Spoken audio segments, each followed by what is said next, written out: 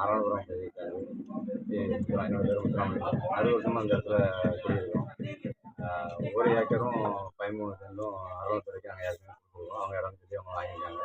ஒரு 3 சென்ட் மட்டும் புறம்போக்கு இடம். அதையும் அவங்க எங்களுக்கு வேணும்னு சொல்லி யாரோட தொழிலுக்கு வந்து கேட்காம எங்களுக்கு விசாரிக்க முடியல ஒன்றும். இப்போ முந்தானத்து தான் அந்த ஆர்டரை வந்து கொடுத்து வீட்டை காலி பண்ணி முந்தானத்து காலி பண்ணி வச்சுட்டாங்க. எங்களுக்கு இதை விட வேறு இடம் வேறு எந்த இடமும் மனை எங்கள் ஊரில் எங்கேயுமே கிடையாது. ஆனால் இதை விட நாங்கள் வேறு குழப்பம் கிடையாது. இந்த இடத்துல நாங்களும் இருக்கணும். 3 குடும்பம் எங்கள் அம்மாவோட சேர்ந்து 3 குடும்பம் இருக்கோம். சின்ன பிள்ளை குழந்தையெல்லாம் வச்சுருக்கோம். திடீர்னு காலி பண்ணி போனால் எங்களால் முடியாது.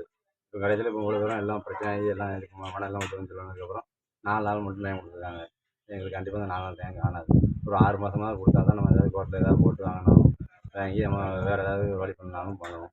இல்லைனா அரசே எங்களுக்கு வேறு ஏதோ ஒரு மாற்று இடம் கொடுத்தா கூட எங்களுக்கு பரவாயில்ல. இது வேறு எந்த இடமும் எதுவும் கிடையாது. இதை நம்பி தான் நாங்கள் இருக்கோம்.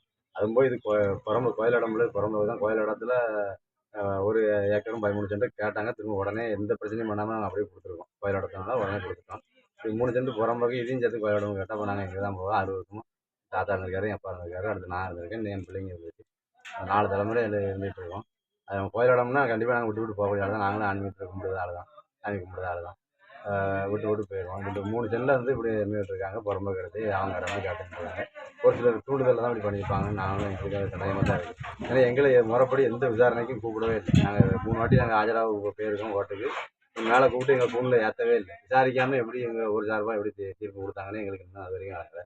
அப்படி பார்த்தாலுமே 2வது மேல்முறையீடு போட்டிருக்கையில் வர்ற 7ஆம் தேதி 10வது மாதம் 7ஆம் தேதி எங்களுக்கு வாய்தா வந்திருக்கு. வாய்தாவும் அவங்களே அனுப்பி விட்டுட்டு வீட்டையும் அடிக்கடி அவங்களே வந்தாங்கன்னா அப்போ அதில் அந்த கோர்ட்டாடம் வைக்கவா இந்த கோர்ட்டாடம் வைக்கவான்னு எங்களுக்கு அது ஒரு என்ன செய்யணும் முடிவு எடுக்கணும்னு எங்களுக்கே தெரியாமல் தான் இருக்குது. இதை விட்டால் வேறு வழியை கிடையாது. ஜாவா தான் செய்யணும். குடும்பத்தோட ஜாவா தான் செய்யணும். வேறு எந்த இடம் கிடையாது. எந்த சம்பாத்தியம் எதுவுமே கிடையாது. என் அப்பாவும் அப்படி தான் கோர்ட்டுக்கு அலைஞ்சு 13 வருஷமாக அலைஞ்சு அவர் இறந்து போனார். 2 வருஷம் ஆச்சு இறந்து போனார். இப்போ நாங்கள் 3 வருஷமாக நாங்கள் அலைஞ்சிட்டு இருக்கோம். எந்த பிரச்சனையும் இல்லாமல் இருக்குது. இதுக்கு ஏதாவது ஒரு வழி ஒன்று எங்களுக்கு ஒரு 6 மாதம் டைம் கொடுங்க. நாங்கள் கோர்ட்டு மூலமாக முடிஞ்ச அளவு வாங்கிக்கிடுவோம். அப்படி இல்லைன்னா எங்களுக்கு அந்த அறநிலைத்துறை சார்பாக கவர்மெண்ட் சார்பாக எங்கேயாவது இந்த ஊரில் எங்கேயாவது ஒரு 6 சென்ட் இடம் 3 குடும்பம் இருக்கும். 6 சென்ட் தலைக்கு 2 சென்ட் வச்சு எங்கேயாவது ஒரு கஞ்சி பிடிச்சி இருந்துக்கிடுவோம். அதை விட்டால் வேறு சாவது விட்டாலும் வேறு வழியே கிடையாது. நான் இன்றைக்கே இங்கே முயற்சி பண்ணோம்.